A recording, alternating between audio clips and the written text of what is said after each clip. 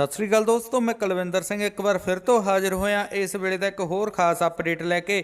ਅੱਜ ਦੇ ਅਪਡੇਟਸ ਦੀ ਲੜੀ ਦੇ ਵਿੱਚ ਦੋਸਤੋ, ਅੱਜ ਦੀਪ ਸਿੱਧੂ ਆਪਣੇ ਸੋਸ਼ਲ ਮੀਡੀਆ ਤੇ ਇੱਕ ਵਾਰ ਫਿਰ ਤੋਂ ਲਾਈਵ ਆਏ, ਜਿੱਥੇ ਕਿ ਕੁਝ ਉਹਨਾਂ ਨੇ ਉਹ ਸਵਾਲਾਂ ਦੇ ਜਵਾਬ ਦਿੱਤੇ ਜੋ ਕਿ ਕਿਤੇ ਨਾ ਕਿਤੇ ਹਰ ਇੱਕ ਦੇ ਮਨ ਦੇ ਵਿੱਚ ਸਨ, ਅਤੇ ਉਹਨਾਂ ਸਵਾਲਾਂ ਦੇ ਵੀ ਜਵਾਬ ਦਿੱਤੇ ਜੋ ਕਿ ਕੁਝ ਆਗੂਆਂ ਵੱਲੋਂ ਤੇ ਕੁਝ ਵਿਰੋਧੀਆਂ ਵੱਲੋਂ ਉਹਨਾਂ ਨੂੰ ਬਦਨਾਮ ਕਰਨ ਦੇ ਲਈ ਸੋਸ਼ਲ ਮੀਡੀਆ ਤੇ ਅਤੇ ਹੋਰ ਪਲੇਟਫਾਰਮਸ ਦੇ ਰਾਹੀਂ ਫੈਲਾਏ ਜਾ ਰਹੇ ਨੇ, ਜਿਸ ਦੇ ਰਾਹੀਂ ਦੀਪ ਸਿੱਧੂ ਦੀ ਬਦਨਾਮੀ ਕੀਤੀ ਜਾ ਸਕੇ। ਪਰ ਦੀਪ ਸਿੱਧੂ ਨੇ ਅੱਜ ਆਪਣੇ ਸੋਸ਼ਲ ਮੀਡੀਆ ਤੇ ਸਾਹਮਣੇ ਆ ਕੇ ਦੁੱਧ ਦਾ ਦੁੱਧ ਪਾਣੀ ਦਾ ਪਾਣੀ ਕਰ ਦਿੱਤਾ। ਆਓ ਹੁਣ ਤੁਹਾਨੂੰ ਲੈ ਚੱਲਦੇ ਹਾਂ ਦੀਪ ਸਿੱਧੂ ਦੇ ਇਸ ਲਾਈਵ ਵੱਲ। ਬਾਕੀ ਪੂਰਾ ਲਾਈਵ ਸੁਣਨ ਤੋਂ ਬਾਅਦ, ਦੇਖਣ ਤੋਂ ਬਾਅਦ ਆਪਣੇ ਵਿਚਾਰ ਤੁਸੀਂ ਕਮੈਂਟਾਂ ਦੇ ਵਿੱਚ ਜ਼ਰੂਰ ਸਾਂਝੇ ਕਰਨਾ, ਤੇ ਬਾਕੀ ਦੀਪ ਸਿੱਧੂ ਬਾਰੇ ਤੁਹਾਡੀ ਕੀ ਰਾਏ ਹੈ ਉਹ ਵੀ ਤੁਸੀਂ ਆਪਣੇ ਕੀਮਤੀ ਵਿਚਾਰ ਕਮੈਂਟਾਂ ਦੇ ਵਿੱਚ ਜ਼ਰੂਰ ਸਾਂਝੇ ਕਰਕੇ ਜਾਇਓ। ਸੋ ਆਓ ਹੁਣ ਤੁਹਾਨੂੰ ਲੈ ਚੱਲਦੇ ਹਾਂ ਦੀਪ ਸਿੱਧੂ ਦੇ ਇਸ ਲਾਈਵ ਵੱਲ। ਸਤਿ ਸ਼੍ਰੀ ਅਕਾਲ ਜੀ। ਮੈਂ ਆਸ ਕਰਦਾ ਸਾਡੇ ਸਾਰੇ ਬੰਦੇ ਚੜ੍ਹਦੀ ਕਲਾ 'ਚ ਹੋਣਗੇ, ਤੰਦਰੁਸਤ ਹੋਣਗੇ। ਪਰਮਾਤਮਾ ਤੁਹਾਨੂੰ ਖੁਸ਼ੀਆਂ ਬਖਸ਼ੇ, ਤੰਦਰੁਸਤੀਆਂ ਬਖਸ਼ੇ। ਕੁਝ ਗੱਲਾਂ, ਕੁਝ ਸਵਾਲ ਉਠਾਏ ਜਾ ਰਹੇ ਸੀ, ਕੁਝ ਗੱਲਾਂ ਕਰਨੀਆਂ ਤੁਹਾਡੇ ਲਈ ਬੜੀਆਂ ਜਾਣਨੀਆਂ ਬੜੀਆਂ ਜ਼ਰੂਰੀ ਸੀ। ਇਸ ਲਈ ਰੂਬਰੂ ਹੋਇਆ, ਕਿਉਂਕਿ ਕਈ ਸਵਾਲਾਂ ਦਾ ਜਵਾਬ ਦੇਣਾ ਜ਼ਰੂਰੀ ਵੀ ਹੁੰਦਾ, ਤਾਂ ਕਿ ਕਿਸੇ ਤਰ੍ਹਾਂ ਦੀ ਕੋਈ ਆਪਸ 'ਚ ਮਿਸਅੰਡਰਸਟੈਂਡਿੰਗ, ਕੋਈ ਗਲਤਫਹਿਮੀ ਜਾਂ ਕੁਛ ਇਹੋ ਜਿਹੀ ਗੱਲ ਦੇ ਅਸੀਂ ਸ਼ਿਕਾਰ ਨਾ ਹੋਈਏ ਜਿਹੜੀ ਗੱਲ ਐਗਜ਼ਿਸਟ ਹੀ ਨਹੀਂ ਕਰਦੀ, ਪਰ ਉਹ ਹਵਾ 'ਚ ਫਿਰਦੀ ਰਹਿੰਦੀ ਆ, ਕਿਉਂਕਿ ਲੋਕਾਂ ਵੱਲੋਂ ਉਹ ਗੱਲ ਕਹੀ ਜਾਂਦੀ ਆ, ਜਾਂ ਤਾਂ ਉਹਨਾਂ ਦੇ ਜੈਨੂਇਨ ਕੰਸਰਨਸ ਹੁੰਦੇ ਆ, ਜਾਂ ਉਹਨਾਂ ਦਾ ਸਵਾਲ ਹੁੰਦਾ, ਅਤੇ ਇਸੇ ਕਰਕੇ ਉਸ ਸਵਾਲ ਦਾ ਜਵਾਬ ਦੇਣਾ। ਮੈਂ 1 ਮਿੰਟ ਈਅਰਪੋਡਸ ਵੀ ਲਾ ਲੈਣਾ, ਇਸ ਕਰਕੇ ਸੰਗਤ ਦੇ ਜਿਹੜੇ ਸਵਾਲ ਆ ਆਪਾਂ ਸਿੱਧੇ ਮੁੱਦੇ ਤੇ ਆਉਣੇ ਆ, ਬਾਹਲਾ ਟਾਈਮ ਇੱਧਰ ਉੱਧਰ ਗੱਲ ਕਰਕੇ ਵੇਸਟ ਨਹੀਂ ਕਰਦੇ।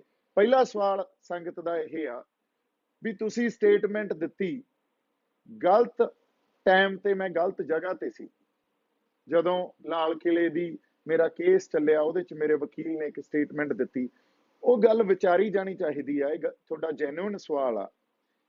ਜਿਹੜੀ ਗੱਲ ਉੱਥੇ ਇਹ ਕਹੀ ਗਈ ਵੀ ਮੇਰੇ ਤੇ ਕੇਸ ਪਿਆ 307 ਦਾ, ਮੇਰੇ ਤੇ ਕੇਸ ਪਿਆ 144 ਜਿਹੜੀ ਅਨਲੌਫੁਲ ਅਸੈਂਬਲੀ ਕਹਿੰਦੇ ਆ ਜਿਹਨੂੰ, ਮੇਰੇ ਤੇ ਕੇਸ ਪਿਆ 120B ਕ੍ਰਿਮੀਨਲ ਕੌਨਸਪੀਰੇਸੀ ਕੀਤੀ, ਮੇਰੇ ਤੇ ਕੇਸ ਪਿਆ ਜਿਹੜਾ ਆਰਮਜ਼ ਐਕਟ ਵੀ ਇਹ ਹਥਿਆਰ ਕੈਰੀ ਕਰ ਰਿਹਾ ਸੀ। ਹੁਣ ਜਦੋਂ ਆਪਣਾ ਵਕੀਲ ਜਿਹੜਾ ਕਰ ਰਿਹਾ, ਬਹਿਸ ਕਰ ਰਿਹਾ ਕੋਰਟ 'ਚ, ਉਹਨੇ ਇੱਕੋ ਹੀ ਸਵਾਲ ਪੁੱਛਿਆ ਵੀ ਤੁਸੀਂ ਇਹ ਸਾਰੇ ਸੈਕਸ਼ਨ ਇਹਦੇ ਤੇ ਲਾ ਤਾਂ ਦਿੱਤੇ, ਹੋਰ ਬੜੇ ਸੈਕਸ਼ਨ ਸੀ ਪਰ ਮੈਂ ਤੁਹਾਨੂੰ ਮੇਨ ਸੈਕਸ਼ਨ ਦੱਸ ਰਿਹਾ।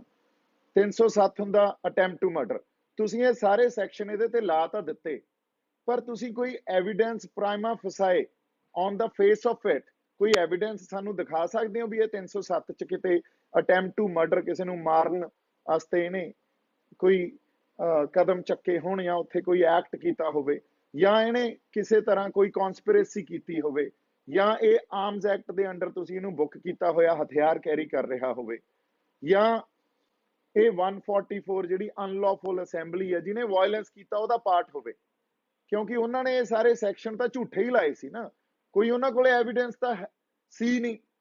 ਜਦੋਂ ਇਹ ਸਵਾਲ ਕੀਤਾ ਗਿਆ ਤਾਂ ਨਾਲ ਦਲੀਲ ਇਹ ਵੀ ਦਿੱਤੀ ਗਈ, ਔਰ ਉਹਨੇ ਫਸਟ ਪਰਸਨ 'ਚ ਦਲੀਲ ਦਿੱਤੀ। ਜਦੋਂ ਵਕੀਲ ਕੋਈ ਜਿਰਾ ਕਰਦਾ ਤਾਂ ਇੱਕ ਨੋਮਨਕਲੇਚਰ ਹੁੰਦਾ ਅਦਾਲਤ 'ਚ, ਇੱਕ ਸਟਾਈਲ ਹੁੰਦਾ ਅਦਾਲਤ 'ਚ। ਆਪਾਂ ਹਮੇਸ਼ਾ ਅਦਾਲਤ ਨੂੰ ਆਈ ਐਡਰੈਸ ਕਰਦੇ ਹਾਂ ਵੀ my lords please let me ask this question to myself. What wrong I have done? Was I a part of unlawful assembly? Was I part of any violence? Was I part of any criminal conspiracy? Or was I carrying any weapon? ਜਿਹੜੀਆਂ ਮੈਂ ਪੰਜਾਬੀ 'ਚ ਗੱਲਾਂ ਕਹੀਆਂ ਉਹੀ ਮੈਂ ਹੁਣ ਅੰਗਰੇਜ਼ੀ 'ਚ ਦੁਹਰਾਤੀਆਂ ਵੀ ਨਾ ਤਾਂ ਮੈਂ ਕੋਈ ਵੈਪਨ ਕੈਰੀ ਕਰ ਰਿਹਾ ਸੀ, ਨਾ ਅਨਲੌਫੁਲ ਅਸੈਂਬਲੀ ਦਾ ਪਾਰਟ ਸੀ, ਨਾ ਕੋਈ ਵਾਇਲੈਂਸ ਕੀਤੀ, ਨਾ ਹੀ ਕਿਸੇ ਨੂੰ ਮਾਰਨ ਨੂੰ ਪਏ ਆ। ਫਿਰ ਇਹਨਾਂ ਸਾਰੇ ਸੈਕਸ਼ਨਸ ਦੇ ਥੱਲੇ ਇਹਨੂੰ ਕਿਉਂ ਟਰਾਈ ਕੀਤਾ ਜਾ ਰਿਹਾ? ਤੁਹਾਡੇ ਕੋਲੇ ਕੋਈ ਐਵੀਡੈਂਸ ਹੈ? ਕੁਝ ਹੈ ਤਾਂ ਦਿਖਾਓ। ਔਰ ਇਹ ਐਸਟੈਬਲਿਸ਼ ਗੱਲ ਆ ਵੀ ਪੁਲਿਸ ਕੁਝ ਨਹੀਂ ਦਿਖਾ ਸਕੀ, ਕਿਉਂਕਿ ਸਾਰੀ ਗੱਲ ਹੀ ਝੂਠ ਸੀ। ਫਿਰ ਵਕੀਲ ਨੇ ਦਲੀਲ ਦਿੱਤੀ ਵੀ ਤੁਸੀਂ ਦੀਪ ਸਿੱਧੂ ਨੂੰ ਉਹਨੇ ਮਾਰੀ ਤਾਂ ਚਪੇੜ ਆ ਤੇ ਉਹਨੂੰ ਤੁਸੀਂ ਟਰਾਈ ਕਰ ਰਹੇ ਹੋ ਮਰਡਰ ਲਈ।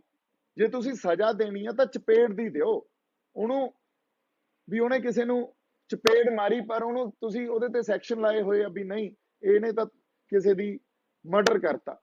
ਸੋ ਇਸ ਕਰਕੇ ਉਹਦੀ ਗਲਤੀ ਇਹ ਹੋ ਸਕਦੀ ਆ ਵੀ ਉਹ ਰੋਂਗ ਟਾਈਮ ਰੋਂਗ ਜਗ੍ਹਾ ਤੇ ਸੀ। ਇਹ ਇੱਕ ਦਲੀਲ ਸੀ। ਇਹਨੂੰ ਹੁਣ ਤੁਸੀਂ ਟੋਟੈਲਿਟੀ ਚ ਜਦੋਂ ਤੁਸੀਂ ਸਾਰੀ ਗੱਲ ਨੂੰ ਵਾਚੋਗੇ ਤਾਂ ਤੁਹਾਡੇ ਸਮਝ ਆ ਜੂ। ਔਰ ਜਦੋਂ ਸਟੇਟ ਜਾਂ ਸਰਕਾਰ ਸਾਡੇ ਖਿਲਾਫ ਮੁਕੱਦਮੇ ਦਰਜ ਕਰਦੀ ਆ ਤੇ ਆਪਾਂ ਕੋਰਟ 'ਚ ਜਾ ਕੇ ਆਪਦੇ ਆਪ ਨੂੰ ਡਿਫੈਂਡ ਕਰਨਾ, ਇਹਦਾ ਮਤਲਬ ਹੀ ਇਹ ਹੁੰਦਾ ਵੀ ਆਪਾਂ ਆਪਦੇ ਆਪ ਨੂੰ ਬੇਗੁਨਾਹ ਜਾਂ ਇਨੋਸੈਂਟ ਪ੍ਰੂਵ ਕਰਨਾ। ਸੋ ਇਹ ਕੋਈ ਆਪਾਂ ਆਪਦੀ ਗੱਲ ਤੋਂ ਨਹੀਂ ਭੱਜੇ ਸੀ। ਗੱਲ ਜਿਹੜੀ ਆਪਾਂ ਕੀਤੀ ਆ ਉਹ ਜਮਾਂ ਬਾਦਲੀਲ ਕੀਤੀ ਆ, ਉਹ ਪੂਰੀ ਗੱਲ ਸਮਝੀ ਜਾਣੀ ਚਾਹੀਦੀ ਆ। ਉਦੋਂ ਬਾਅਦ ਇਹ ਗੱਲ ਸਾਰੀ ਸੰਗਤ ਦੇ ਸਾਡੇ ਲੋਕਾਂ ਦੇ ਸਮਝ ਆ ਜਾਊਗੀ। ਅਗਲੀ ਗੱਲ ਇਹ ਉੱਠੀ ਵੀ ਮੈਂ ਪੁਲਿਸ ਦੀ ਮਦਦ ਕੀਤੀ। ਇਹ ਗੱਲ ਬਿਲਕੁਲ ਦਰੁਸਤ ਆ, ਇਹ ਗੱਲ ਠੀਕ ਆ ਵੀ ਅਸੀਂ ਉੱਥੇ ਪੁਲਿਸ ਦੀ ਮਦਦ ਕੀਤੀ। ਔਰ ਪੁਲਿਸ ਵਾਲਿਆਂ ਨੂੰ ਕੁੱਟਣ ਜਾਂ ਪੁਲਿਸ ਵਾਲਿਆਂ ਦੇ ਨਾਲ ਲੜਨ ਤਾਂ ਨਹੀਂ ਅਸੀਂ ਗਏ ਸੀ। ਅਸੀਂ ਤਾਂ ਇੱਕ ਆਪਦਾ ਅੰਦੋਲਨ ਕਰ ਰਹੇ ਸੀ ਜਿਹੜਾ ਕਿ ਜਾਬਤੇ 'ਚ ਰਹਿ ਕੇ ਬਿਨਾਂ ਹਿੰਸਾ ਤੋਂ ਪੀਸਫੁਲ ਅੰਦੋਲਨ ਸੀ। ਔਰ ਇਹੀ ਸਾਡੀ ਅਪੀਲ ਪਿਛਲੇ 5-6 ਮਹੀਨਿਆਂ ਤੋਂ 26 ਜਨਵਰੀ ਤੋਂ ਪਹਿਲਾਂ ਸੰਗਤ ਨੂੰ ਅਸੀਂ ਕਰਦੇ ਸੀ ਵੀ ਜਾਬਤੇ 'ਚ ਰਹੋ, ਪੀਸਫੁਲ ਅੰਦੋਲਨ ਆ, ਆਪਾਂ ਪੀਸਫੁਲ ਰਹਿਣਾ, ਆਪਾਂ ਕਿਸੇ ਹਿੰਸਕ ਐਕਟੀਵਿਟੀ 'ਚ ਇਨਵੋਲਵ ਨਹੀਂ ਹੋਣਾ। ਈਵਨ ਲਾਲ ਕਿਲੇ ਮੈਂ ਉੱਥੇ ਵੀ ਨਹੀਂ ਥਿੜਕਿਆ, ਗੱਲ ਕਹੀ ਉੱਥੇ ਮੈਂ ਵੀ ਅਸੀਂ ਹਿੰਸਕ ਨਹੀਂ ਆ, ਹਿੰਸਕ ਸਾਡੇ ਮਨਾਂ 'ਚ ਹੋ ਹੀ ਨਹੀਂ ਸਕਦੀ। ਫਿਰ ਜਦੋਂ ਨਿਸ਼ਾਨ ਸਾਹਿਬ ਤੇ ਕਿਸਾਨੀ ਝੰਡਾ ਸੰਗਤ ਨੇ ਉੱਥੇ ਲਾਤਾ, ਉਦੋਂ ਬਾਅਦ ਜਦੋਂ ਥੱਲੇ ਆਏ ਆ, ਅਸੀਂ ਥੱਲੇ ਆ ਕੇ ਟਰੈਕਟਰ ਤੇ ਸਪੀਚ ਦਿੱਤੀ। ਸਾਡੇ ਕਿਸੇ ਬੰਦੇ ਨੇ ਸਲਾਹ ਦਿੱਤੀ ਬਾਈ ਆ ਮੌਕਾ, ਆਪਾਂ ਉੱਤੇ ਚੱਲ ਗਏ ਆਪਦੇ ਬੰਦਿਆਂ ਨੂੰ ਲੈ ਕੇ ਆ ਜਾਈਏ ਤੇ ਮੌਕਾ ਸੰਭਾਲ ਲਈਏ, ਇੱਥੇ ਕੁਝ ਵੀ ਹੋ ਸਕਦਾ। ਫਿਰ ਉੱਤੇ ਭੱਜੇ ਅਸੀਂ। ਉੱਤੇ ਜਾ ਕੇ ਉਦੋਂ ਨੂੰ ਉੱਥੇ ਪੁਲਿਸ ਪਹੁੰਚ ਚੁੱਕੀ ਸੀ, ਪੁਲਿਸ ਪਹਿਲਾਂ ਵੀ ਸੀਗੀ। ਪੁਲਿਸ ਵਾਲਿਆਂ ਨੇ ਸਾਨੂੰ ਰਿਕੁਐਸਟ ਕੀਤੀ ਵੀ ਤੁਸੀਂ ਹੁਣ ਜਿਹੜੇ ਤੁਹਾਡੇ ਸਿੰਬੋਲਿਕਲੀ ਤੁਸੀਂ ਕਿਸਾਨੀ ਝੰਡਾ ਨਿਸ਼ਾਨ ਸਾਹਿਬ ਲਾਉਣੇ ਸੀ ਉਹ ਲਾਤੇ, ਹੁਣ ਤੁਸੀਂ ਪਲੀਜ਼ ਇੱਥੋਂ ਥੱਲੇ ਚਲੇ ਜਾਓ। ਇਸ ਗੱਲ ਤੇ ਅਸੀਂ ਉਹਨਾਂ ਨੂੰ ਕਿਹਾ ਕੋਈ ਗੱਲ ਨਹੀਂ ਜੀ, ਅਸੀਂ ਤੁਹਾਡੇ ਲਈ ਤਾਂ ਜਾਂ ਤੁਹਾਡੇ ਨਾਲ ਜਿੱਦਣੀਆਂ ਲੜਨ ਤਾਂ ਆਏ ਹੀ ਨਹੀਂ, ਅਸੀਂ ਥੱਲੇ ਚਲੇ ਜਾਂਦੇ ਹਾਂ। ਲੋਕਾਂ ਦੀ ਉੱਥੇ ਮਿੰਨਤਾਂ ਕਰ ਕਰ ਉਹਨਾਂ ਨੂੰ ਥੱਲੇ ਲੈ ਕੇ ਆਏ ਆ। ਸੋ ਜੇ ਪੁਲਿਸ ਵੀ ਸਾਡੇ ਹੀ ਪਰਿਵਾਰਾਂ ਚੋਂ ਆ, ਸਾਡੇ ਹੀ ਪਰਿਵਾਰਾਂ ਦੇ ਬੰਦੇ ਉਹ ਪੁਲਿਸ ਵਾਲੇ ਬਣੇ ਹੋਏ ਆ। ਅਸੀਂ ਪਹਿਲਾਂ ਬੜੀਆਂ ਗਲਤੀਆਂ ਕੀਤੀਆਂ ਵੀ ਆਪਸ 'ਚ ਹੀ ਲੜਦੇ ਰਹੇ। ਸਾਡਾ ਕੌਨਫਲਿਕਟ ਪੁਲਿਸ ਨਾਲ ਨਹੀਂ ਸੀ, ਸਾਡਾ ਪੁਲਿਸ ਦੇ ਨਾਲ ਇਨਫੈਕਟ ਬੜਾ ਵਧੀਆ ਰਿਲੇਸ਼ਨ ਸੀ। ਸਿੰਘੂ ਬਾਰਡਰ ਤੇ ਜਦੋਂ ਅਸੀਂ ਰਾਤ ਨੂੰ ਉਹਨਾਂ ਨਾਲ ਗੱਲਾਂ ਕਰਨ ਜਾਂਦੇ ਹੁੰਦੇ ਸੀ, ਉਹ ਕਹਿੰਦੇ ਸੀ ਯਾਰ ਅਸੀਂ ਤਾਂ ਆਪ ਤੁਹਾਡੇ ਨਾਲ ਆ, ਅਸੀਂ ਤਾਂ ਆਪ ਕਿਸਾਨ ਪਰਿਵਾਰ ਚੋਂ ਆ, ਅਸੀਂ ਤਾਂ ਆਪ ਇਸ ਅੰਦੋਲਨ ਦੀ ਹਮਾਇਤ ਕਰਦੇ ਆ। ਸਾਡਾ ਕੌਨਫਲਿਕਟ ਸੀ ਜਿਹੜਾ ਉਹ ਸਰਕਾਰ ਨਾਲ ਸੀ, ਤੇ ਜਿਹੜਾ ਇੱਕ ਚੰਗਾ ਜ਼ਿੰਮੇਵਾਰ ਬੰਦਾ ਉਹ ਇਸ ਗੱਲ ਨੂੰ ਬਾਖੂਬੀ ਸਮਝੂਗਾ। ਇਸੇ ਕਰਕੇ ਕਿਹਾ ਗਿਆ ਵੀ ਉੱਥੇ ਪੀਸਫੁਲ ਐਟਮੋਸਫੇਅਰ ਮੇਨਟੇਨ ਕਰਕੇ ਕਰਨ ਖਾਤਰ ਪੁਲਿਸ ਦੀ ਮਦਦ ਕੀਤੀ, ਨਾ ਕਿ ਕਿਸੇ ਹਿੰਸਕ ਐਕਟੀਵਿਟੀ 'ਚ ਪਾਰਟ ਲਿਆ। ਔਰ ਇਹ ਤਾਂ ਗੱਲਾਂ ਸਾਰੀਆਂ ਵੀਡੀਓ ਤੇ ਪਈਆਂ, ਇਹ ਗੱਲਾਂ ਮੇਰੇ ਕਹਿਣ ਤੇ ਨਾ ਜਾਓ, ਇਹ ਤਾਂ ਸਾਰੀਆਂ ਤੱਥ ਦੇ ਨਾਲ ਵੀਡੀਓ 'ਚ ਪਈਆਂ। ਉਹ ਪਲੀਜ਼ ਵੀਡੀਓ ਦੇਖੋ, ਨਹੀਂ ਤਾਂ ਮੈਨੂੰ ਦੱਸ ਦਿਓ, ਮੈਂ ਭੇਜ ਦੂੰਗਾ। ਅਗਲੀ ਗੱਲ ਇਹ ਕਹੀ ਗਈ ਵੀ ਦੀਪ ਸਿੱਧੂ ਨੇ ਲੀਗਲ ਜਿਹੜੀਆਂ ਪ੍ਰੋਸੀਡਿੰਗਸ 'ਚ ਇਹ ਗੱਲ ਕਹੀ ਆ ਵੀ ਮੈਂ ਭੀੜ ਦਾ ਪਾਰਟ ਨਹੀਂ ਸੀ। ਜਦੋਂ ਸੰਗਤ ਆ ਜਿਹੜੀ ਉਹ ਝੰਡਾ ਚੜਾ ਰਹੀ ਆ ਉਹਨੂੰ ਸੰਗਤ ਕਹਿ ਰਿਹਾ, ਬਿਲਕੁਲ ਗੱਲ ਸਹੀ ਆ। ਝੰਡਾ ਚੜਾਉਣਾ ਕਿਸੇ ਜੁਰਮ ਦੇ ਅਧੀਨ ਜਾਂ ਕਿਸੇ ਕਾਨੂੰਨ ਦੇ ਅਧੀਨ ਜੁਰਮ ਨਹੀਂ ਆ।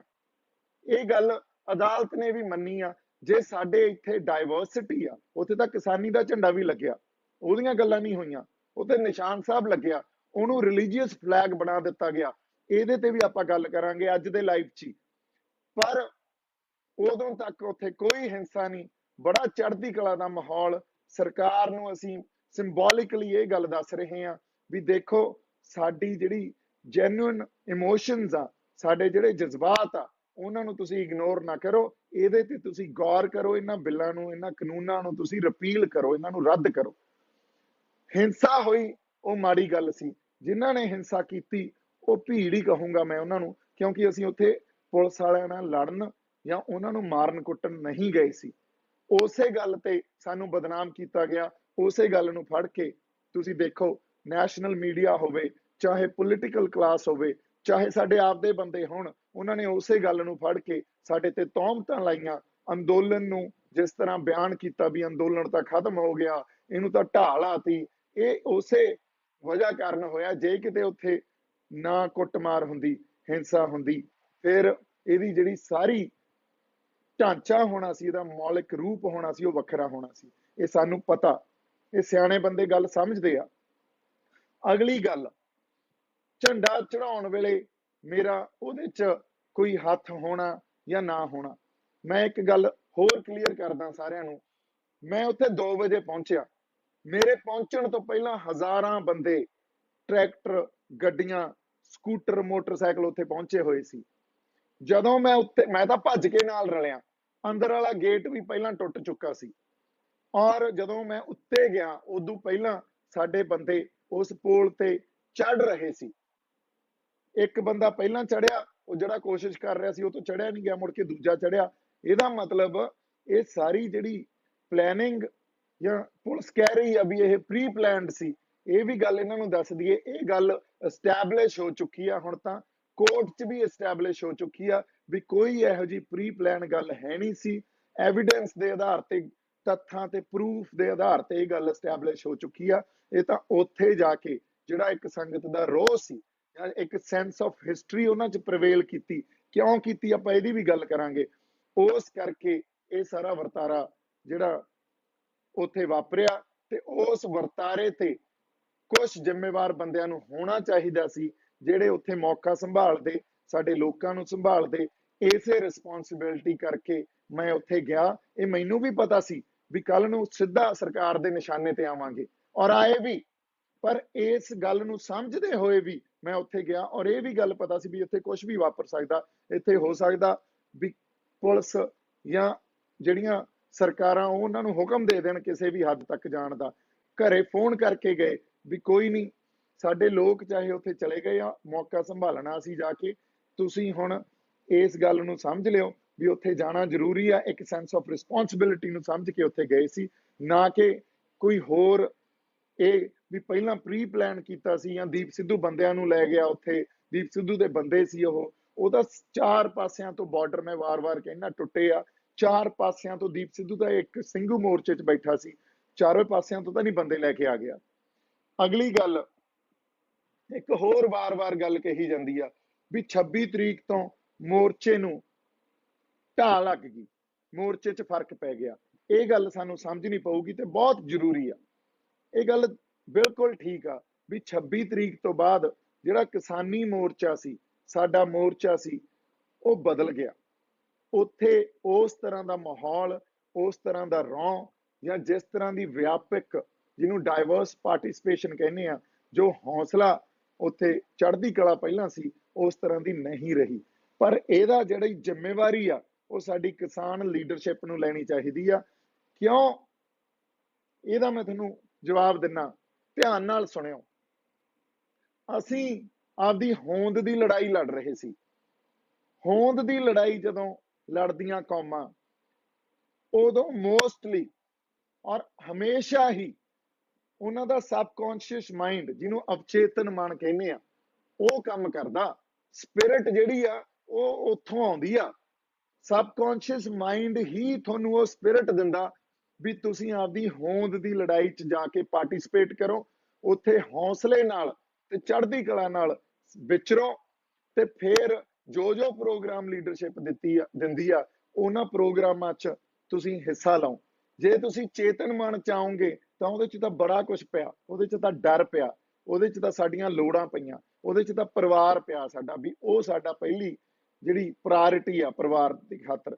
ਪਰ ਨਹੀਂ, ਕੁਝ ਮੌਕੇ ਇਤਿਹਾਸ 'ਚ ਇਹੋ ਜਿਹੇ ਆਉਂਦੇ ਆ। ਪ੍ਰੋਫੈਸਰ ਪੂਰਨ ਸਿੰਘ ਕਹਿੰਦੇ ਹੁੰਦੇ ਸੀ, ਉਹਨਾਂ ਨੇ ਲਿਖਿਆ ਵੀ ਆ, ਜਦੋਂ ਕੌਮਾਂ ਦਿਮਾਗ ਤੋਂ ਨਹੀਂ ਖੂਨ ਤੋਂ ਸੋਚਦੀਆਂ। ਇਹਦਾ ਮਤਲਬ ਕੀ ਆ? ਇਹਦਾ ਮਤਲਬ ਇਹੀ ਆ ਵੀ ਜਦੋਂ ਹੋਂਦ ਦੀ ਲੜਾਈ, ਜਦੋਂ ਆਪਦੀ ਕਲਚਰ ਦੀ ਐਗਜ਼ਿਸਟੈਂਸ ਦੀ, ਜਦੋਂ ਆਪਦੀ ਫਲਸਫਿਆਂ ਦੀ ਐਗਜ਼ਿਸਟੈਂਸ ਦੀ ਲੜਾਈ ਅਸੀਂ ਲੜਦੇ ਆ, ਉਸ ਟਾਈਮ ਇਤਿਹਾਸ ਦਾ ਉਹ ਪਲ ਜਦੋਂ ਕੌਮਾਂ ਖੂਨ ਤੋਂ ਸੋਚਦੀਆਂ, ਖੂਨ ਦਾ ਮਤਲਬ ਸਬਕੌਂਸ਼ੀਅਸ ਮਾਈਂਡ ਤੋਂ ਸੋਚਦੀਆਂ, ਉਹਨਾਂ ਦੇ ਡਿਸੀਜਨ ਸਬਕੌਂਸ਼ੀਅਸ ਮਾਈਂਡ ਲੈਂਦਾ, ਉਹ ਪਲ ਸਾਡੇ ਸਾਹਮਣੇ ਆਉਂਦਾ। ਉਹ ਪਲ ਸਾਡੇ ਸਾਹਮਣੇ ਆਇਆ ਸੀ। ਕਦੋਂ ਆਇਆ ਸੀ? ਇਹ ਪਲ ਸਾਡੇ 26 ਨਵੰਬਰ ਨੂੰ ਵੀ ਸਾਹਮਣੇ ਆਇਆ ਸੀ, ਜਦੋਂ ਅਸੀਂ ਦਿੱਲੀ ਨੂੰ ਤੁਰੇ ਸੀ। ਲੀਡਰਸ਼ਿਪ ਤਾਂ ਕਹਿ ਰਹੀ ਸੀ ਜਿੱਥੇ ਸਾਨੂੰ ਰੋਕਿਆ ਸੀ ਉੱਥੇ ਬੈਠਾਂਗੇ, ਪਰ ਉਸ ਵੇਲੇ ਵੀ ਸਾਡੇ ਪੰਜਾਬੀਆਂ ਨੇ, ਸਾਡੇ ਉਹ ਧਿਰ ਨੇ ਜਿਹੜੇ ਸੰਘਰਸ਼ੀ ਬੰਦੇ ਆ, ਉਹਨਾਂ ਨੇ ਉਸ ਅਵਚੇਤਨ ਮਨ ਤੋਂ, ਆਪਦੇ ਖੂਨ ਤੋਂ ਸੋਚਿਆ ਤੇ ਆ ਕੇ ਦਿੱਲੀ ਬਹਿ ਗਏ। ਫਿਰ ਦਿੱਲੀ ਜਦੋਂ ਬੈਠੇ, ਉਦੋਂ ਸਰਕਾਰ ਇਹ ਕਹਿੰਦੀ ਸੀ ਬਰਾੜੀ ਚਲੇ ਜਾਓ, ਲੀਡਰਸ਼ਿਪ ਵੀ ਇਹ ਕਹਿੰਦੀ ਸੀ ਬਰਾੜੀ ਜਾ ਕੇ ਬਹਿ ਜਾਂਦੇ ਆ, ਪਰ ਫਿਰ ਸਾਡੇ ਜਿਹੜੇ ਸੰਘਰਸ਼ੀ ਬੰਦੇ ਸੀ, ਉਦੋਂ ਉਸੇ ਅਵਚੇਤਨ ਮਨ ਨੇ ਕਿਹਾ ਵੀ ਨਹੀਂ, ਜਿੱਥੇ ਪਹੁੰਚ ਗਏ ਆ ਇੱਥੇ ਹੀ ਬੈਠਾਂਗੇ। ਇੱਕ ਪਾਸੇ ਖਨੌਰੀ ਬਹਿ ਗਏ, ਆਪਣਾ ਟਿਕਰੀ ਬਹਿ ਗਏ, ਇੱਕ ਪਾਸੇ ਆਪਾਂ ਸਿੰਘੂ ਬਹਿ ਗਏ, ਉਧਰ ਗਾਜ਼ੀਆਬਾਦ ਬਹਿ ਗਏ, ਇੱਧਰ ਰਾਜਸਥਾਨ ਵਾਲੇ ਵੀ ਆ ਗਏ। ਫਿਰ ਹੁਣ ਉਦੋਂ ਬਾਅਦ ਉਹੀ ਮੌਕਾ 26 ਜਨਵਰੀ ਨੂੰ ਆਇਆ। 26 ਜਨਵਰੀ ਨੂੰ, ਉਦੋਂ ਪਹਿਲਾਂ 25 ਜਨਵਰੀ ਨੂੰ ਦੇਖੋ ਲੀਡਰਸ਼ਿਪ ਨੇ ਕੀ ਕੀਤਾ। 3 ਦਿਨ ਪਹਿਲਾਂ ਪੁਲਿਸ ਨਾਲ ਸਹਿਮਤੀ ਕਰ ਲਈ ਲੋਕਾਂ ਦੀਆਂ ਭਾਵਨਾਵਾਂ ਦੇ ਉਲਟ ਜਾ ਕੇ, ਪਰ 25 ਸ਼ਾਮ ਤਰੀਕ ਤੱਕ ਉਹਨਾਂ ਨੇ ਇਹ ਡਿਕਲੇਅਰ ਹੀ ਨਹੀਂ ਕੀਤਾ ਵੀ ਕਿਹੜਾ ਰੂਟ ਆ, ਔਰ ਜਿਹੜਾ ਰੂਟ ਦਿੱਤਾ ਉਹ ਤਾਂ ਦਿੱਲੀ ਦੀ ਨਿਆਈਆਂ 'ਚ ਜਾ ਕੇ ਵਾਪਸ ਆਉਣ ਵਾਲੀ ਗੱਲ ਸੀ। ਜਿਵੇਂ ਪਿੰਡ ਦੀ ਨਿਆਈ ਹੁੰਦੀ ਆ, ਉੱਥੋਂ ਤੱਕ ਜਾ ਆਏ, ਪਿੰਡ ਵੜੇ ਨਹੀਂ, ਪਰ ਕਹਿ ਕੇ ਕੀ ਬੁਲਾਇਆ ਵੀ ਦਿੱਲੀ ਜਾਣਾ।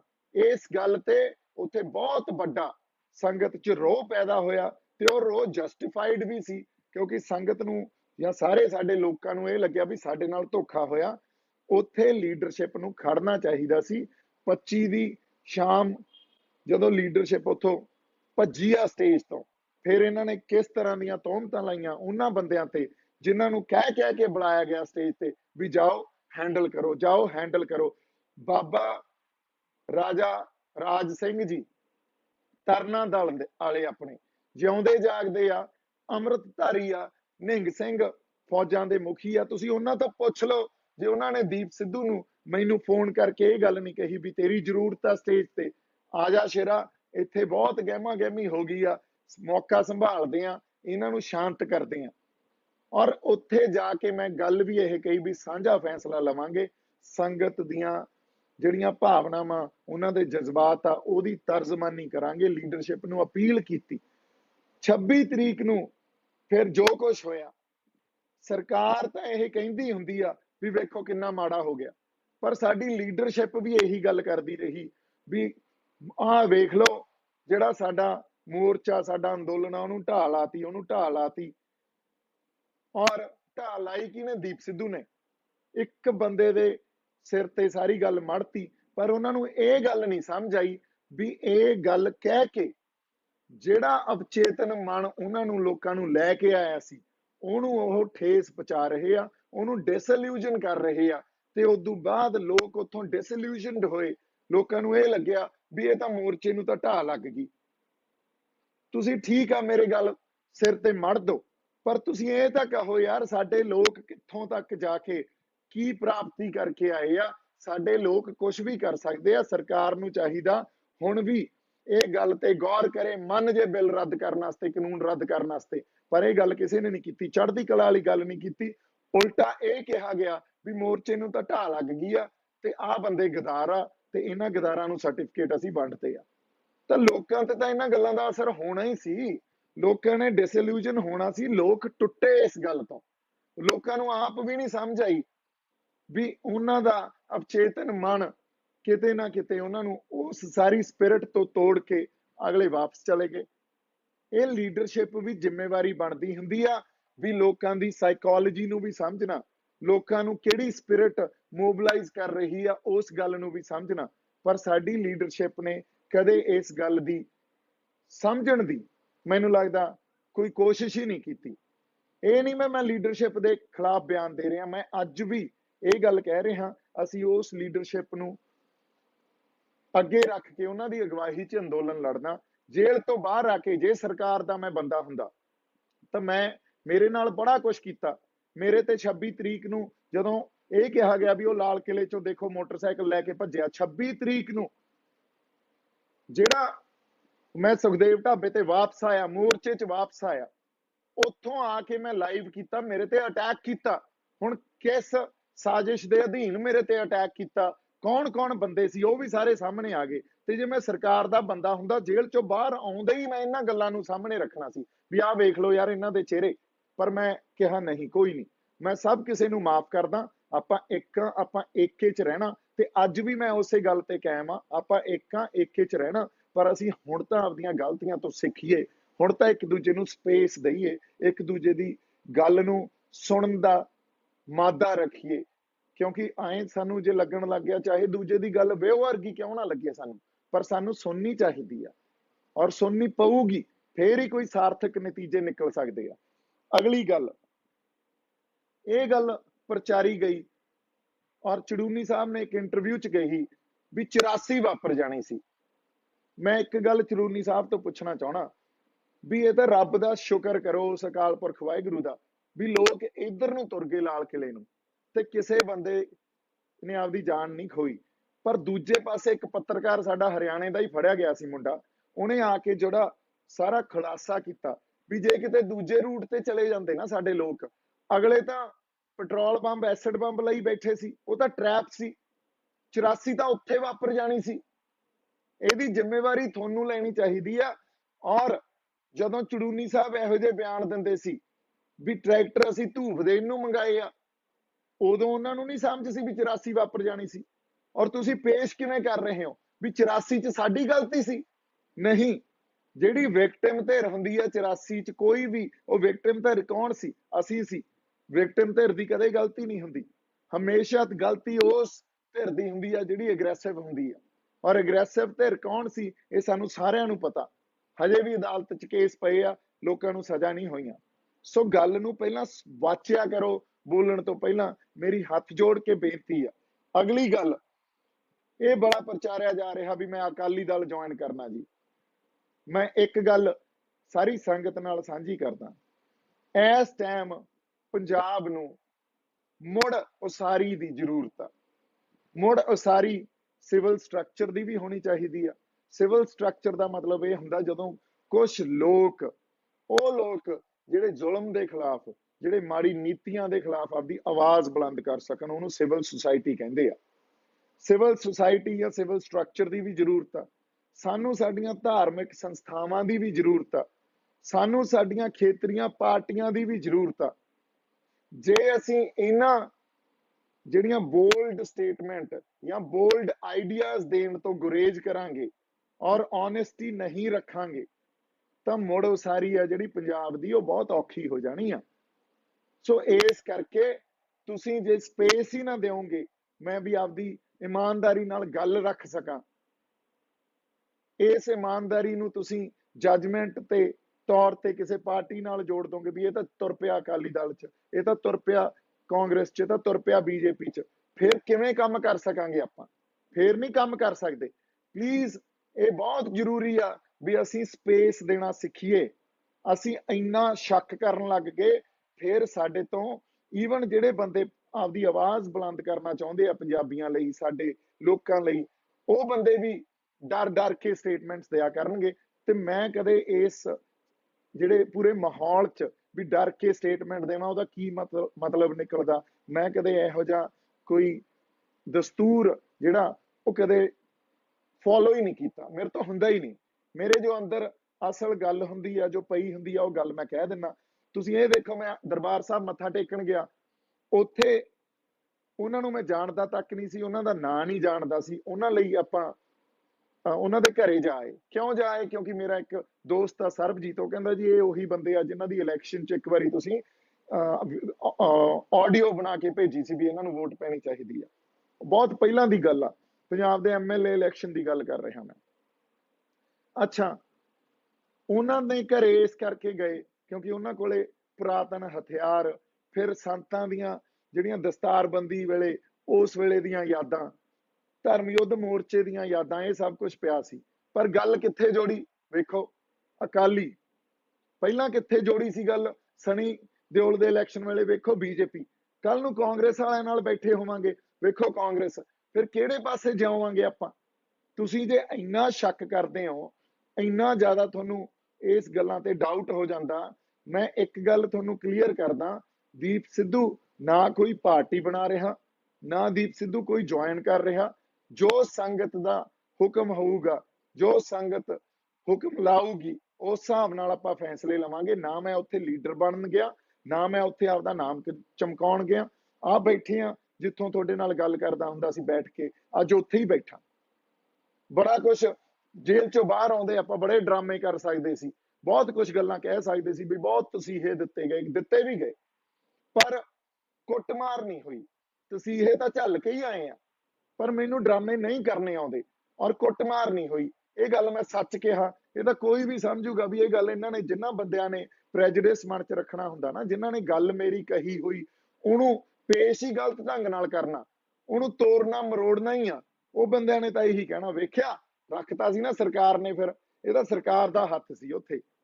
ਉਹ ਮੈਨੂੰ ਵੀ ਸਮਝ ਸੀ ਇੰਨੀ, ਪਰ ਮੇਰੇ ਤੋਂ ਨਹੀਂ ਝੂਠ ਬੋਲ ਹੁੰਦਾ। ਮੈਂ ਸਿੱਧੀ ਗੱਲ ਆ ਕੇ ਦੱਸੀ, ਔਰ ਕੱਲੇ ਮੇਰੇ ਨਾਲ ਨਹੀਂ, ਜਿੰਨੇ ਬੰਦੇ ਉਸ ਇੰਟੈਰੋਗੇਸ਼ਨ ਸੈਂਟਰ ਚ ਕ੍ਰਾਈਮ ਬ੍ਰਾਂਚ ਨੇ ਫੜੇ ਸੀ, ਉਹਨਾਂ ਬੰਦਿਆਂ ਨਾਲ ਕੁੱਟਮਾਰ ਨਹੀਂ ਕੀਤੀ। ਉਹਨਾਂ ਨੂੰ ਹੋਰ ਤਸੀਹੇ ਜ਼ਰੂਰ ਦਿੱਤੇ ਆ ਪੁਲਿਸ ਨੇ, ਚਾਹੇ ਇਕਬਾਲ ਤੋਂ ਪੁੱਛ ਲਓ, ਚਾਹੇ ਬਾਬਾ ਸੁਖਦੇਵ ਸਿੰਘ ਤੋਂ ਪੁੱਛ ਲਓ, ਚਾਹੇ ਤੁਸੀਂ ਹਰਿੰਦਰ ਤੋਂ ਪੁੱਛ ਲਓ, ਚਾਹੇ ਮਨਿੰਦਰ ਤੋਂ ਪੁੱਛ ਲਓ।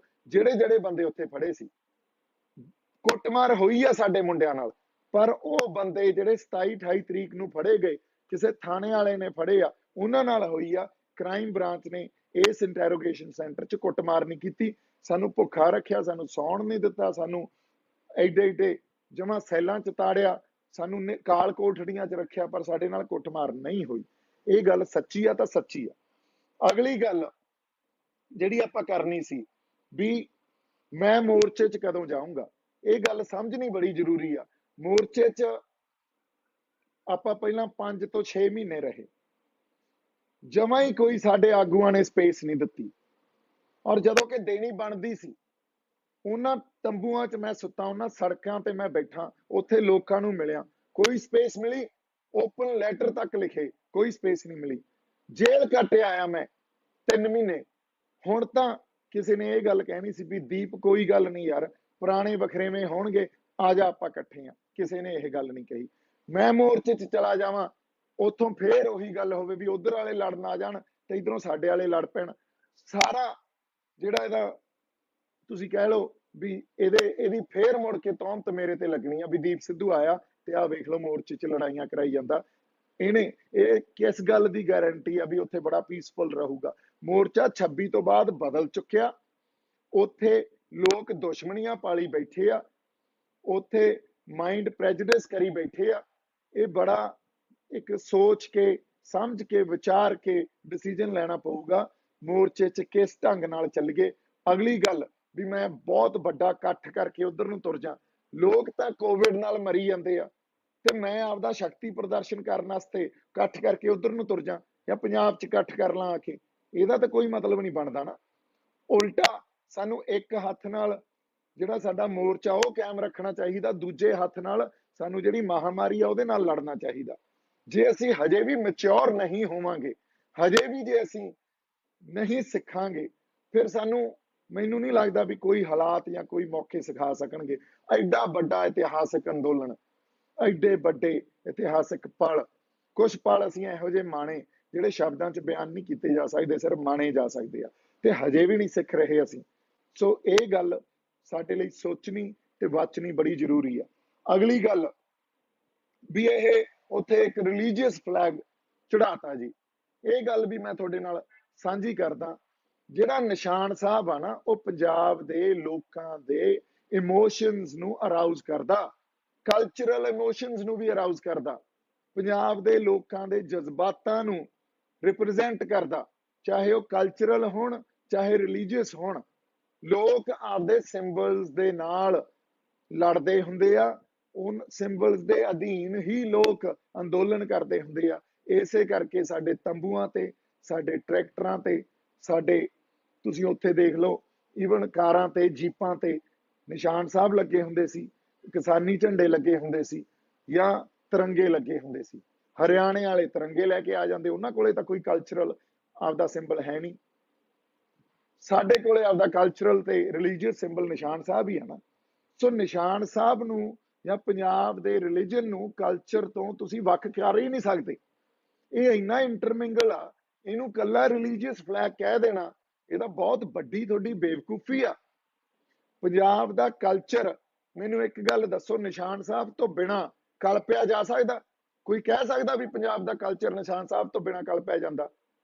ਇੱਕ ਵਾਰੀ ਰਾਜੇਵਾਲ ਸਾਹਿਬ ਨੇ ਸਟੇਟਮੈਂਟ ਦਿੱਤੀ ਸੀ ਵੀ ਨਿਸ਼ਾਨ ਸਾਹਿਬ ਨਾ ਲਾਓ, ਉਹਨਾਂ ਨੂੰ ਉਹ ਸਟੇਟਮੈਂਟ ਵਾਪਸ ਲੈਣੀ ਪੈ ਗਈ ਸੀ, ਮਾਫੀ ਮੰਗਣੀ ਪੈ ਗਈ ਸੀ। ਕਿਉਂ? ਕਿਉਂਕਿ ਸਾਡੀ ਜ਼ਿੰਦਗੀ ਦੀ ਜਿਹੜੀ ਕਹਿ ਲੋ ਫਲਸਫੇ ਆ, ਸਾਡੀ ਜ਼ਿੰਦਗੀ ਦਾ ਰੌਂ ਆ ਪੰਜਾਬੀਆਂ ਦਾ, ਸਾਡਾ ਕਲਚਰ ਆ, ਸਾਡਾ ਰਿਲੀਜਨ ਆ, ਉਹ ਰਿਪਰੈਜ਼ੈਂਟ ਹੀ ਨਿਸ਼ਾਨ ਸਾਹਿਬ ਕਰਦਾ। ਸੋ ਇਹਨੂੰ ਕੱਲਾ ਰਿਲੀਜੀਅਸ ਫਲੈਗ ਕਹਿ ਦੇਣਾ ਇਹ ਸਾਡੀ ਬੇਵਕੂਫੀ ਆ। ਫਿਰ ਅਸੀਂ ਦਿੱਲੀ ਨੂੰ ਜਦੋਂ ਤੁਰੇ ਉਦੋਂ ਕਿਉਂ ਨਿਸ਼ਾਨ ਸਾਹਿਬ ਲੈ ਕੇ ਤੁਰੇ? ਫਿਰ ਸਾਡੇ ਤੰਬੂਆਂ ਤੇ ਨਿਸ਼ਾਨ ਸਾਹਿਬ ਕਿਉਂ ਹੁੰਦਾ ਸੀ? ਸਾਡੇ ਟਰੈਕਟਰਾਂ ਤੇ ਕਿਉਂ ਹੁੰਦਾ ਸੀ? ਸੋ ਯਾਰ ਤੁਸੀਂ ਹੁਣ ਸਾਡੇ ਨਿਸ਼ਾਨ ਸਾਹਿਬ ਤੋਂ ਮੁਨਕਰ ਹੋ ਜਾਓਗੇ? ਇਦੋਂ ਵੱਡੀ ਸਾਡੇ ਲਈ ਮੇਰੇ ਖਿਆਲ ਚ ਆਪਦੇ ਆਪ ਨੂੰ ਇਹ ਕਹਿਣਾ ਵੀ ਅਸੀਂ ਕਲਚਰਲੀ ਰਿਪਰੈਜ਼ੈਂਟ ਨਹੀਂ ਕਰ ਸਕਦੇ, ਇਹ ਤਾਂ ਉਹ ਗੱਲ ਹੋ ਜਾਂਦੀ ਆ। ਇਦੋਂ ਵੱਡੀ ਹੋਰ ਅਸੀਂ ਆਪਦੇ ਆਪ ਨੂੰ ਕੀ ਗਾਲ ਕੱਢ ਸਕਦੇ ਹਾਂ? ਸੋ ਆਪਦੀ ਜਿਹੜੀ ਇਸ ਐਡਾ ਵੱਡਾ ਨੈਰੇਟਿਵ ਸਰਕਾਰ ਨੇ ਤਾਂ ਸਿਰਜਣਾ ਹੀ ਸੀ, ਪਰ ਸਾਡੇ ਬੰਦਿਆਂ ਨੇ ਵੀ ਸਿਰਜਿਆ ਵੀ ਨਿਸ਼ਾਨ ਸਾਹਿਬ ਦੀ ਕੀ ਲੋੜ ਸੀ? ਨਹੀਂ, ਉੱਥੇ ਰਿਲੀਜਨ ਦੇ ਤੌਰ ਤੇ ਨਿਸ਼ਾਨ ਸਾਹਿਬ ਨਹੀਂ ਲਾਇਆ ਸੀ, ਉੱਥੇ ਨਿਸ਼ਾਨ ਸਾਹਿਬ ਉਸ ਕਲਚਰ ਦਾ ਪ੍ਰਤੀਕ ਸੀ ਜਿਹਨੂੰ ਉਹ ਰਿਪਰੈਜ਼ੈਂਟ ਕਰਦਾ। ਕਿਸਾਨੀ ਝੰਡਾ ਕਿਸਾਨੀ ਦਾ ਪ੍ਰਤੀਕ ਸੀ ਤੇ ਤਿਰੰਗਾ ਉੱਥੇ ਇਸ ਦੇਸ਼ ਦਾ ਪ੍ਰਤੀਕ ਸੀ, ਤਿੰਨੇ ਲੱਗੇ ਹੋਏ ਸੀ। ਅਗਲੀ ਗੱਲ, ਮੈਂ 26 ਨੂੰ 11 ਵਜੇ ਕਿਉਂ ਉੱਠਿਆ? ਬਹੁਤ ਸਾਡੇ ਬੰਦੇ ਇਹ ਕਹਿੰਦੇ ਬਾਈ ਤੂੰ 11 ਵਜੇ ਉੱਠਿਆ ਯਾਰ, ਅਸੀਂ ਤਾਂ ਬਹੁਤ ਸਵੇਰੇ ਹੀ ਤੁਰ ਗਏ ਸੀ। 26 ਤਰੀਕ ਨੂੰ ਸਵੇਰੇ 7:30 ਵਜੇ ਜਾ ਕੇ ਸੁੱਤਾ, ਕਿਉਂਕਿ 24 ਤਰੀਕ ਨੂੰ ਨਹੀਂ ਸੁੱਤਾ ਸੀ, 25 ਤਰੀਕ ਨੂੰ ਨਹੀਂ ਸੁੱਤਾ ਸੀ। 25 ਦੀ ਸਾਰੀ ਰਾਤ, ਪਹਿਲਾਂ ਤਾਂ ਤੁਸੀਂ ਮੇਰਾ ਲਾਈਵ ਦੇਖ ਲਿਓ, 2:30 ਵਜੇ ਤਾਂ ਮੈਂ ਲਾਈਵ ਕਰਕੇ ਗਿਆ ਮੋਰਚੇ ਚੋਂ। ਉਦੋਂ ਬਾਅਦ 4 ਘੰਟੇ, ਕਿਉਂਕਿ ਉੱਥੋਂ ਲੰਘਣ ਦੀ ਜਗ੍ਹਾ ਨਹੀਂ ਸੀ, ਡਰਾਈਵ ਕਰਕੇ ਉਸ ਜਿਹੜੇ ਢਾਬੇ ਤੇ ਮੈਂ ਜਾ ਕੇ ਸੁੱਤਾ ਉੱਥੇ ਜਾ ਕੇ ਪਹੁੰਚੇ ਆ। 6:30 ਪੌਣੇ 7 ਪਹੁੰਚੇ ਆ। ਮੈਂ ਗਿਆ, ਨਹਾਤਾ, ਨਹਾ ਕੇ ਸੁੱਤਾ, 7:30 26 ਨੂੰ ਸਵੇਰੇ ਸੁੱਤਾ ਤੇ 2-3 ਘੰਟੇ ਸੌਂ ਕੇ ਉੱਠ ਖੜਾ ਵੀ ਇਦੋਂ ਬਾਅਦ ਆਪਾਂ ਜਾ ਕੇ ਟਰੈਕਟਰ ਰੈਲੀ 'ਚ ਪਾਰਟ ਲੈਣਾ। ਉਦੋਂ ਤੱਕ ਮੈਨੂੰ ਕੁਝ ਨਹੀਂ ਪਤਾ ਸੀ ਕੀ ਹੋ ਰਿਹਾ। ਜਦੋਂ ਉੱਠਿਆ ਉਦੋਂ ਪਤਾ ਲੱਗਿਆ ਵੀ ਬੈਰੀਕੇਡ ਟੁੱਟ ਚੁੱਕੀ ਆ। ਸਾਡੇ ਬੰਦੇ ਤਾਂ ਹੁਣ ਜਿਹੜਾ ਕਰਨਾਲ ਬਾਈਪਾਸ ਤੋਂ ਅੱਗੇ ਲੰਘ ਗਏ ਆ, ਉਦੋਂ ਅੱਧੇ ਘੰਟੇ ਬਾਅਦ ਪਤਾ ਚੱਲਿਆ ਵੀ ਇਹ ਤਾਂ ਲਾਲ ਕਿਲੇ ਨੂੰ ਤੁਰ ਗਏ ਆ। ਔਰ ਉੱਥੇ ਸਾਡੇ ਹੋਰ ਲੀਡਰ ਆ ਕੰਵਰ ਵਰਗੇ ਆਪਣੇ ਜਿਹੜੇ ਕਹਿੰਦੇ ਸੀ ਪੇਚਾ ਪੈ ਗਿਆ ਸੈਂਟਰ ਨਾਲ, ਬਾਅਦ ਚ ਸਭ ਇੱਧਰ ਉੱਧਰ ਹੋ ਗਏ, ਇਹ ਸਭ ਪਹੁੰਚੇ ਆ, ਪਰ ਕੋਈ ਨਹੀਂ ਮੰਨਦਾ। ਕਿੰਨੇ ਬੰਦੇ ਉੱਥੇ, ਲੱਖਾਂ ਬੰਦੇ ਪਹੁੰਚੇ, ਕੋਈ ਨਹੀਂ ਬੋਲਿਆ। ਇਹ ਤਾਂ ਬਾਈ ਤੁਸੀਂ ਆਪਦੀ ਜ਼ਮੀਰ ਤੋਂ ਸਵਾਲ ਪੁੱਛੋ, ਮੇਰੇ ਤੋਂ ਇਸ ਗੱਲ ਦਾ ਸਵਾਲ ਨਾ ਪੁੱਛੋ। ਮੈਂ ਤਾਂ ਕੱਲਾ ਬੋਲਿਆ ਨਾ, ਉਦੋਂ ਬਾਅਦ ਵੀ ਖੜਾ ਰਿਹਾ। ਪਰ ਜਿਹੜੇ ਉੱਥੇ ਗਏ ਸੀ, ਜਿਨ੍ਹਾਂ ਨੇ ਉਹ ਪਲ ਮਾਨਿਆ, ਉਹ ਵੀ ਆਪਦੀਆਂ ਫੋਟੋਆਂ ਡਿਲੀਟ ਕਰ ਗਏ। ਉਹਨਾਂ ਬੰਦਿਆਂ ਨੇ ਵੀ ਆਵਾਜ਼ ਨਹੀਂ ਚੱਕੀ। ਇਹ ਤਾਂ ਆਪਦੀ ਜ਼ਮੀਰ ਤੋਂ ਪੁੱਛੋ, ਮੇਰੇ ਤੋਂ ਨਾ ਪੁੱਛੋ। ਅਗਲੀ ਗੱਲ ਵੀ ਪੁਲਿਸ ਤੋਂ ਕੁੱਟ ਕਿਉਂ ਨਹੀਂ ਪਈ? ਹੁਣ ਪੁਲਿਸ ਨੂੰ ਮੈਂ ਇਹ ਕਹਾਂ ਵੀ ਮੈਨੂੰ ਕੁੱਟੋ, ਨਹੀਂ ਤਾਂ ਸਾਡੇ ਬੰਦਿਆਂ ਨੇ ਮੈਨੂੰ, ਬਈ ਇਹ ਤਾਂ ਵਿਸ਼ਵਾਸ ਨਹੀਂ ਕਰਨਾ, ਇਹਨਾਂ ਨੇ ਤਾਂ ਮੈਨੂੰ ਇਹੀ ਗੱਲ ਕਹਿ ਦੇਣੀ ਹੈ ਇਹ ਬੀਜੇਪੀ ਦਾ। ਮੇਰੇ ਤੋਂ ਇਹੋ ਜਿਹੇ ਡਰਾਮੇ ਨਹੀਂ ਹੁੰਦੇ। ਬਾਹਰ ਆ ਕੇ ਇਹ ਗੱਲ ਕਹਿਣੀ ਬੜੀ ਸੌਖੀ ਸੀ ਵੀ ਪੁਲਿਸ ਨੇ ਤਾਂ ਮੇਰੇ ਕੁੱਟ-ਕੁੱਟ ਬੰਬਲੀ ਬਣਾਤੀ, ਜਾਂ ਬਾਈ ਉਹਨਾਂ ਨੇ ਬਹੁਤ ਕੁੱਟਿਆ, ਇਹ ਗੱਲ ਬੜੀ ਸੌਖੀ ਸੀ। ਔਰ ਜਦੋਂ ਮੈਂ ਅੰਦਰ ਗਿਆ, ਬਹੁਤ ਲੋਕਾਂ ਨੇ ਇਹ ਗੱਲ, ਮੇਰੇ ਖਿਆਲ ਚ ਇਹ ਬਹੁਤ ਲੋਕਾਂ ਨੇ ਅੰਡਰਸਟੈਂਡ ਆਈ ਕੀਤਾ ਵੀ ਹੁਣ ਦੀਪ ਸਿੱਧੂ ਨੇ ਪਤਾ ਨਹੀਂ ਕਿੰਨੇ ਕੁ ਫਸਾ ਦੇਣੇ ਆ। ਪਰ ਦੀਪ ਸਿੱਧੂ ਆਪ ਜਿੰਨੇ ਝੱਲ ਗਿਆ, ਉਹ ਤੁਸੀਂ ਇਹ ਝੱਲ ਗਿਆ, ਕਿਸੇ ਨੂੰ ਫਸਾਇਆ। ਦੀਪ ਸਿੱਧੂ ਨੇ ਕਿਸੇ ਬੰਦੇ ਦਾ ਨਾਂ ਲਿਆ। ਦੀਪ ਸਿੱਧੂ ਜਿੰਨੀ ਕੁ ਹਿੰਮਤ ਸੀ, ਉਹ ਹਿੰਮਤ ਦੇ ਨਾਲ ਆਪਦੀ ਲੀਗਲ ਲੜਾਈ ਵੀ ਲੜੀ ਤੇ ਆਪਦੀ ਮੋਰਲ ਲੜਾਈ ਵੀ ਲੜੀ, ਤੇ ਉਹ ਲੜ ਕੇ ਬਾਹਰ ਆ ਗਿਆ। ਕਿਉਂ? ਦੀਪ ਸਿੱਧੂ ਇੱਕ ਕੁਆਲੀਫਾਈਡ ਲਾਇਰ ਆ, ਉਹਨੂੰ ਇਹ ਵੀ ਪਤਾ ਸੀ ਵੀ ਜੇ ਜ਼ਮਾਨਤ ਲੈਣੀ ਆ ਤਾਂ ਅਸੀਂ ਆਪਦੀ ਲੀਗਲ ਲੜਾਈ ਜਿਹੜੀ ਇਹ ਕਾਨੂੰਨ ਦੇ ਦਾਇਰੇ 'ਚ, within the framework of this law ਲੜਨੀ ਆ, ਤਾਂ ਉਹ ਕਿਵੇਂ ਲੜਨੀ ਆ। ਕੋਈ ਤਾਂ ਮੇਰੇ ਖਿਲਾਫ ਐਵੀਡੈਂਸ ਦਿਖਾਉਂਦੇ। ਇਹ ਤਾਂ ਐਸਟੈਬਲਿਸ਼ ਗੱਲ ਹੋ ਗਈ ਵੀ ਨਾ ਤਾਂ, ਔਰ ਕੋਰਟ ਨੇ ਕਲੀਅਰ ਕੱਟ, ਤੁਸੀਂ ਤਿੰਨੇ ਆਰਡਰ ਪੜ੍ਹ ਲਓ, ਤਿੰਨਾਂ ਆਰਡਰ 'ਚ ਇਹ ਕੋਰਟ ਨੇ ਕਲੀਅਰ ਕੱਟ ਲਿਖਿਆ ਵੀ ਨਾ ਉਹ ਵਾਇਲੈਂਸ 'ਚ ਸੀ, ਨਾ ਉਹਨੇ ਕਿਸੇ ਨੂੰ ਭੜਕਾਇਆ, ਨਾ ਇਸ ਬੰਦੇ ਨੇ ਕੋਈ ਕਨਸਪੀਰੇਸੀ ਕੀਤੀ ਆ। ਇਹ ਤਾਂ ਉੱਥੇ ਖੜਾ ਸੀ, ਇਹ ਤਾਂ ਉੱਥੇ ਮੌਜੂਦ ਸੀ, ਇਹਨੇ ਤਾਂ ਉੱਥੇ ਐਕਚੁਅਲੀ ਪੀਸਫੁਲ ਪ੍ਰੋਟੈਸਟਰ ਸੀ, ਔਰ ਇਹਨੂੰ ਸਕੇਪਗੋਟ ਬਣਾਇਆ ਜਾ ਰਿਹਾ। ਇਹਦੇ ਸਿਰ ਤੇ ਭਾਂਡਾ ਸਾਰਾ, ਉਹ ਕਹਿ ਲਓ ਵੀ ਇਹਦੇ ਸਿਰ ਤੇ ਭੰਨਿਆ ਜਾ ਰਿਹਾ। ਇਹ ਸਾਰੀਆਂ ਗੱਲਾਂ ਲਿਖੀਆਂ ਹੋਈਆਂ, ਔਰ ਅਸੀਂ ਝੂਲ ਦੇ ਨਿਸ਼ਾਨ ਰਹਿਣ ਪੰਥ ਮਹਾਰਾਜ ਦੇ ਕਹਿਣਾ ਇਹ ਕੋਈ ਭੜਕਾਊ ਗੱਲ ਨਹੀਂ ਆ। ਜਿਨ੍ਹਾਂ ਗੱਲਾਂ ਤੇ ਸਾਨੂੰ ਡਰਾਇਆ ਜਾਂਦਾ, ਉਹਨਾਂ ਗੱਲਾਂ ਨੂੰ ਵਿੱਚ ਪਾ ਕੇ ਆਰਡਰ ਲੈ ਕੇ ਆਇਆ ਮੈਂ। ਇਹ ਤੁਸੀਂ ਮੇਰੇ ਤਿੰਨੇ ਆਰਡਰ ਪੜ੍ਹ ਲਓ, ਤੁਹਾਡੇ ਸਾਹਮਣੇ ਆ ਜਾਊਗੀ। ਜੇ ਡਿਨਾਈ ਕਰਦੇ ਬੇਲ, ਤਾਂ ਕਿਸ ਬਣਾ ਤੇ ਕਰਦੇ? ਕੋਈ ਤਾਂ ਉਹਨਾਂ ਕੋਲੇ ਜਿਹੜੀ ਤੁਸੀਂ ਕਹਿੰਦੇ ਹੋ ਕੋਈ ਤਾਂ ਆਧਾਰ ਹੁੰਦਾ ਬੇਲ ਡਿਨਾਈ ਕਰਨ ਦਾ, ਕੁਛ ਤਾਂ ਐਵੀਡੈਂਸ ਦਿਖਾਉਂਦੇ ਪਰ ਕੁਛ ਨਹੀਂ ਆ। ਸੋ ਇਸ ਕਰਕੇ ਜਿਹੜੀ ਕਾਨੂੰਨੀ ਲੜਾਈ ਆ ਉਹ ਬੀਇੰਗ ਅ ਲਾਇਰ ਅਸੀਂ ਬੜੇ ਪਰਪੱਕ ਤਰੀਕੇ ਨਾਲ ਲੜੀ ਆ, ਜਿੱਥੇ ਅਸੀਂ ਇਹ ਵੀ ਸੋਚਿਆ ਵੀ ਮੋਰਲੀ ਵੀ ਠੀਕ ਰਹੀਏ, ਕਿਤੇ ਇਹ ਨਾ ਹੋਵੇ ਕਾਨੂੰਨੀ ਲੜਾਈ ਅਸੀਂ ਜਿੱਤ ਜਾਈਏ ਪਰ ਮੋਰਲ ਜਿਹੜੀ ਲੜਾਈ ਆ ਉਹ ਅਸੀਂ ਹਾਰ ਜਾਈਏ। ਅਗਲੀ ਗੱਲ, ਇਦੋਂ ਬਾਅਦ ਲਾਈਫ ਕੀ ਆ ਮੇਰੀ? ਲਾਈਫ ਇਹ ਆ ਵੀ ਮੈਂ ਬੰਬਈ ਬੈਠਾ, ਇੱਥੇ ਲੋਕਾਂ ਨੇ ਮੈਨੂੰ ਇਹ ਮੰਨ ਲਿਆ ਵੀ ਇਹ ਤਾਂ ਕੋਈ ਐਂਟੀ ਨੈਸ਼ਨਲ ਜਾਂ ਟੈਰਰਿਸਟ ਬੰਦਾ। ਮੇਰੇ ਫੋਨ ਨਹੀਂ ਚੱਕਦੇ, ਮੇਰੀ ਫਿਲਮ ਦੀ ਡੀਲ ਕੈਨਸਲ ਕਰਤੀ। ਜਿਹੜੇ ਬੰਦਿਆਂ ਨੂੰ, ਜਿਹੜੇ ਆਪਾਂ ਤੁਸੀਂ ਕਹਿ ਲਓ ਉਹ ਜ਼ੀ ਦੇ ਬਿਹਾਫ ਤੇ ਉਹਨਾਂ ਨੇ ਖਰੀਦੀ ਸੀ, ਜ਼ੀ ਜਿਹੜਾ ਪੰਜਾਬੀ ਚੈਨਲ ਆ, ਜੋਰਾ ਦਾ ਸੈਕੰਡ ਚੈਪਟਰ, ਉਹਨਾਂ ਨੇ ਉਹ ਵੀ ਕੈਨਸਲ ਕਰਤੀ। ਜਿਹੜਾ ਹੋਰ ਕੋਈ ਇੱਕ ਦੋ ਫਿਲਮਾਂ ਦੀਆਂ ਡੀਲਾਂ ਸੀ ਉਹ ਵੀ ਕੈਨਸਲ ਹੋ ਗਈਆਂ। ਦੀਪ ਸਿੱਧੂ ਨੇ ਕਿਸੇ ਤੋਂ ਦੁਆਨੀ ਨਹੀਂ ਲਈ। ਦੀਪ ਸਿੱਧੂ ਕਾਨੂੰਨੀ ਲੜਾਈ 'ਚ ਵੀ ਆਪਦੇ ਇੱਕ ਦੋ ਭਰਾਵਾਂ ਦੇ ਨਾਲ ਰਲ ਰੁਲ ਕੇ ਪੈਸੇ ਇਕੱਠੇ ਕਰਕੇ ਆਪਾਂ ਜਿਵੇਂ ਕਿ ਕੁਝ ਕਰਿਆ ਆਏ ਆ। ਅੱਜ ਮੇਰੇ ਕੋਲੇ ਤੁਸੀਂ ਮਟੀਰੀਅਲਿਸਟਿਕਲੀ ਜਾਂ ਤੁਸੀਂ ਇਹ ਗੱਲ ਕਹਿ ਦਿਓ ਵੀ ਆਹ ਮੈਂ ਗੱਲ ਖੱਟ ਲਈ, ਸਿਰਫ ਖੱਟਿਆ ਤਾਂ ਤੁਹਾਡਾ ਪਿਆਰ ਖੱਟਿਆ, ਤੁਹਾਡੀਆਂ ਅਰਦਾਸਾਂ ਖੱਟੀਆਂ, ਇਦੋਂ ਜ਼ਿਆਦਾ ਹੋਰ ਮੇਰੇ ਕੋਲੇ ਨਿੱਜ ਜੇ ਮੈਂ ਕੁਝ ਖੱਟਿਆ ਤਾਂ ਕੁਝ ਨਹੀਂ ਖੱਟਿਆ।